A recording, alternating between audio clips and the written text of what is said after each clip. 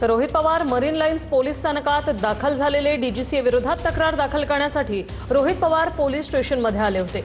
रोहित पवार 5 जणांविरोधात तक्रार देण्यासाठी पोलीस स्थानकात आले। डीजीसीए आणि व्हीएसआर कंपनीवर गुन्हा दाखल व्हावा या मागणीसाठी आमदार रोहित पवार चांगलेच आक्रमक झालेले पाहायला मिळाले। रोहित पवारांनी दिलेली तक्रार स्वीकारली असं मुंबई पोलिसांनी सांगितलेलं आहे।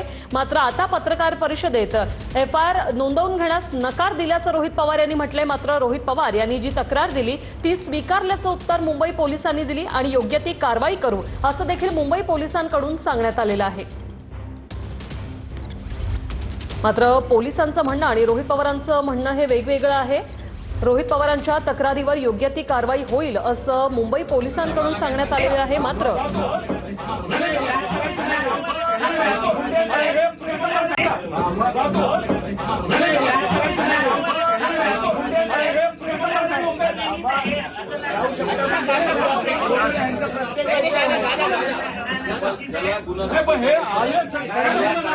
आम्ही काही गोंधळ घालत नाही किंवा काय